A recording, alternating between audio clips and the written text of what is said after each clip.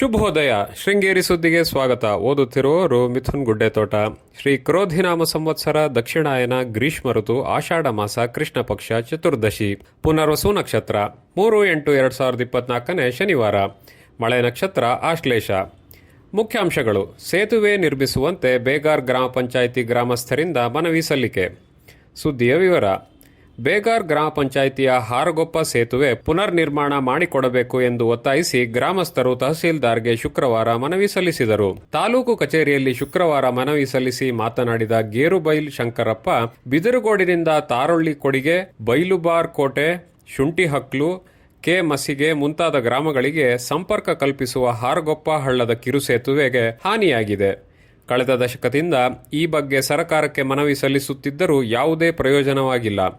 ಈ ವರ್ಷ ಸುರಿದ ಅತಿಯಾದ ಮಳೆಗೆ ಕಿರು ಸೇತುವೆ ಸಂಪೂರ್ಣ ಹಾನಿಯಾಗಿದೆ.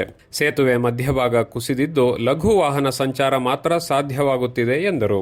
ಗ್ರಾಮದ ಡಾಕ್ಟರ್ ಅಣ್ಣಾದೊರೆ ಮಾತನಾಡಿ, ಕುದುರೆಮುಖ ರಾಷ್ಟ್ರೀಯ ಉದ್ಯಾನ ವ್ಯಾಪ್ತಿಯ ಈ ಗ್ರಾಮಗಳು ನಕ್ಸಲ್ ಪೀಡಿತ ಪ್ರದೇಶವಾಗಿದೆ. ನಕ್ಸಲ್ ಚಟುವಟಿಕೆ ಇದ್ದಾಗಲೂ ಗ್ರಾಮಕ್ಕೆ ಸೇತುವೆ ನಿರ್ಮಿಸಿಕೊಡುವ ಭರವಸೆ ನೀಡಲಾಗಿತ್ತು. ಕಳೆದ ವಾರ ಸೇತುವೆ ಮೇಲೆ ನೀರು ಹರಿಯುತ್ತಿದ್ದ ಸಂದರ್ಭದಲ್ಲಿ ಹೃದಯಾಘಾತಕ್ಕೆ ಒಳಗಾದ ವ್ಯಕ್ತಿಯೊಬ್ಬರಿಗೆ ತುರ್ತು ಚಿಕಿತ್ಸೆ ದೊರಕದೆ ತೊಂದರೆಯಾಗಿತ್ತು. ಶಾಲಾ ಮಕ್ಕಳು ಶಾಲೆಗೆ ತೆರಳಲು ಹಾಗೂ ಮನೆಗೆ ವಾಪಸ್ ಬರಲು ಹಳ್ಳದ ಪ್ರವಾಹ ಪದೇ ಪದೇ ಅಡ್ಡಿಯಾಗುತ್ತಿದೆ. 25 ವರ್ಷದ ಹಿಂದೆ ನಿರ್ಮಿಸಿದ್ದ ಸೇತುವೆಗೆ ಪೈಪ್ ಅಳವಡಿಸಲಾಗಿತ್ತು.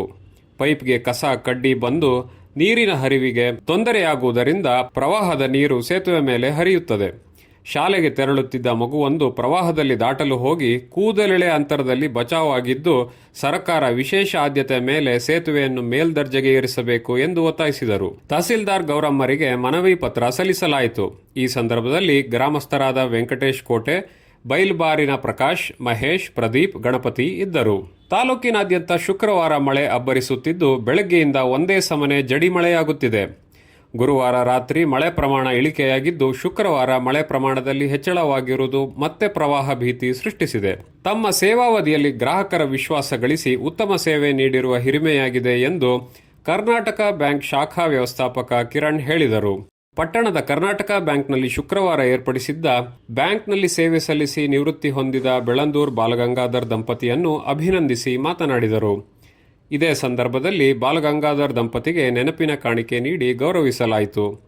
ಬ್ಯಾಂಕಿನ ಗ್ರಾಹಕರಾದ ಗೋಪಾಲ್ ಹೆಗಡೆ, ಉಮೇಶ್ ಪುದುವಾಳ್, ಮೋಹನ್, ಕೃಷ್ಣಮೂರ್ತಿ, ಬಾಲಗಣಪತಿ ಭಟ್ ಹಾಗೂ ಬ್ಯಾಂಕಿನ ಮನೋಜ್ ಇದ್ದರು.